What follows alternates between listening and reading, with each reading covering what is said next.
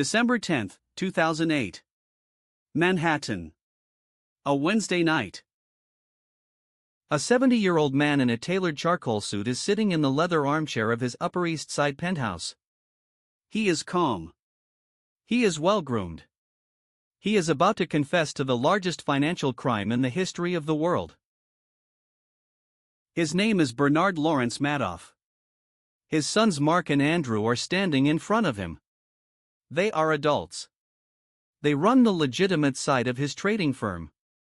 And they are about to learn that the other side, the one their father has run from the 17th floor for decades, is not real. Bernie Madoff tells his sons that his investment advisory business is a lie. It has been a lie for decades. He has no returns. He has no trades. He has nothing. He estimates his clients are owed $50 billion he cannot repay. Mark and Andrew leave the apartment. They call their lawyers. The lawyers call the FBI. Bernie is arrested the next morning. This is the story of how a 70-year-old Wall Street patriarch with an unblemished 40-year reputation destroyed every member of his own family, bankrupted charities on 3 continents, and ran a scheme so large that its ripple effects are still rewriting the rules of American finance today. This is Bernie Madoff. Bernard Madoff was born in 1938 in Queens, New York.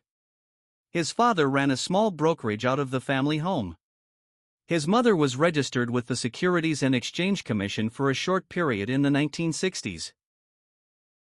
Bernie graduated from Hofstra University in 1960 with a degree in political science.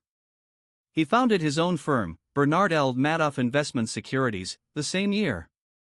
He was 22 years old. His starting capital was $500 he had saved from lifeguard tips on Long Island beaches. He was early on something that was about to become huge: electronic over-the-counter trading. He built his firm on the idea that a market did not need a physical floor. He eventually became the chairman of NASDAQ. For the next 3 decades, Bernie Madoff was regarded as a pillar of Wall Street. He gave to Jewish charities. He served on industry boards. He spoke at universities. He was known for personal modesty despite his wealth. He flew commercial. He wore the same watch for years. His firm had 2 sides. On one side, a legitimate market-making and brokerage operation on the 19th floor of the Lipstick Building on 3rd Avenue. His sons ran it. It was profitable. It was audited. It was real. On the other side, the 17th floor. Bernie's private investment advisory. By invitation only. Elite clients. Exclusive access. That floor was closed to the sons. Closed to the auditors. Closed to everyone but Bernie and a small hand-picked team. On the 17th floor, the Ponzi scheme ran. The mechanism was simple. Clients gave Bernie money. Bernie did not invest it. He deposited it into an ordinary Chase Manhattan bank account. Every month he sent each client a paper statement showing fictitious trades that had generated a steady 10 to 12% annual return. When a client wanted to withdraw money, Bernie used new deposits from other clients to pay them. It was a textbook Ponzi scheme. Named after Charles Ponzi, who had done the same thing in Boston in the 1920s. The difference with Bernie was scale and duration. Charles Ponzi's scheme collapsed within a year. Bernie Madoff's scheme ran, by his own eventual admission, for at least 17 years. Some investigators believe it was running as early as the 1970s. At the peak of the scheme, client statements listed $65 billion in assets under management. That number was completely fictional. The actual assets were roughly $17.5 billion, the total amount clients had deposited minus whatever Bernie had paid out to earlier investors, minus whatever he had spent on himself. Bernie's clients included some of the most sophisticated financial institutions in the world. Banks in Switzerland. Pension funds in Korea. sovereign wealth funds in the Middle East, hedge funds in Connecticut. They all believed Bernie was generating consistent returns nobody else could match. He had one quiet rule. If you asked too many questions, he politely returned your money and closed your account. No serious client wanted to be cut off, so most stopped asking. But one man was asking. His name was Harry Markopolos.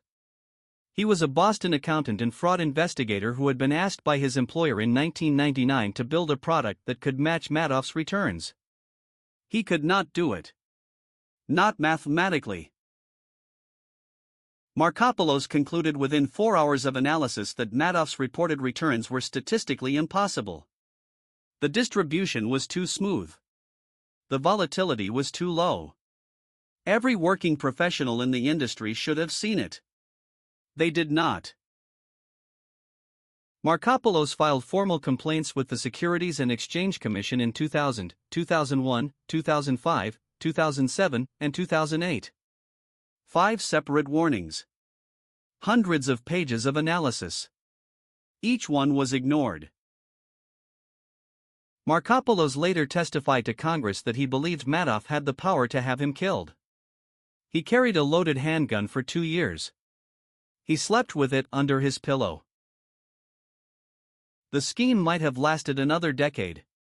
But then the 2008 financial crisis began. Lehman Brothers collapsed. Credit markets froze. Bernie's clients, like everyone else, needed cash. Between October and December 2008, clients demanded $7 billion in redemptions. Bernie did not have it. He had nothing close to it. He could not bring in new money fast enough. The scheme was about to collapse. So he made the only rational decision left. He told his sons. When Mark and Andrew turned him in, the entire scheme collapsed within 24 hours. Bernie pled guilty to 11 federal felonies in March 2009. Securities fraud, wire fraud, mail fraud, money laundering, perjury, theft from an employee benefit plan, filing false statements with the SEC. False statements. In June 2009, the judge sentenced him to 150 years in federal prison. The maximum. The sentence was symbolic. Bernie was 70 years old. Any sentence over 20 years was effectively life. He was sent to the Butner Federal Correctional Complex in North Carolina, a medium security facility. His inmates included the Unabomber's brother, a Cuban spy, and a hedge fund fraudster who had made off with $8 billion of his own. Bernie settled into prison life. He taught finance to fellow inmates. He attended religious services. He wrote occasional letters to journalists. He claimed to regret everything. He also claimed, in those letters, that banks on Wall Street had known what he was doing for years and had participated in it. But the real punishment was not prison. The real punishment was what had happened to his family. 2 years to the day after Bernie's arrest, December 11, 2010, Bernie's older son Mark hanged himself in the living room of his Manhattan apartment. He used a dog leash tied to an exposed ceiling beam. His 2-year-old son was asleep in the next room. Mark had been 46 years old. He had not spoken to his father since the night of the confession. He had written a note. Nobody wants to hear this, but the fact is that no good will come of this. Fuck you, Dad. Bernie's younger son Andrew survived Mark by 4 years. He had lymphoma in remission before the scheme collapsed. The lymphoma returned in 2012 and took his life in September 2014. He was 48. His oncologist and family attributed the relapse to prolonged severe stress. Before he died, Andrew gave a television interview in which he described his father. He said one sentence that is still quoted in Wall Street ethics classes today. "What he did to us, his own children, that will never be forgiven." Ruth Madoff, Bernie's wife of 50 years, was never charged with a crime. She was forced to surrender almost every asset she had. She moved into a small rented apartment in Connecticut. She was disowned by her surviving son before his death. She still visited Bernie in prison for several years, then stopped. Bernie Madoff died in the Butner Federal Correctional Complex on April 14, 2021. He was 82 years old. Cause of death was listed as chronic kidney failure. He died alone. The financial recovery effort, led by court-appointed trustee Irving Picard, has so far returned over $14 billion to defrauded clients. That is more than half of what actually went into the scheme. It is a remarkable recovery by any standard. But it still leaves $3 billion in actual losses. And it does not begin to address the paper losses on statements people had planned their retirements around. Some victims have received cents on the dollar. Some have received nothing. Some lost their entire retirement. Some became homeless. At least 2 are known to have taken their own lives in the years following the collapse. The regulatory aftermath was nearly as significant as the scheme itself. The SEC was publicly humiliated. Its inspection regime was rebuilt. Congress expanded whistleblower protections. Federal auditors were granted new authorities. Hedge funds above a certain size were required to register for the first time. Every institutional investor on Earth now spends more on due diligence because of one man in a single Manhattan office tower. And yet no investigator has ever fully answered one question. When did the scheme actually start? Bernie claimed it began in the early 1990s. His conviction only applied to the years after 1993. But colleagues and former employees have publicly told investigators that Bernie's account statements looked fraudulent as early as 1962. His own first client allegedly lost money he was owed in the early 70s. If the scheme had been running since the 1960s, the numbers get darker. It means Bernie built a 40-year reputation as an honest man on a foundation of fraud. It means clients who are now dead spent their entire working lives depositing money into a lie.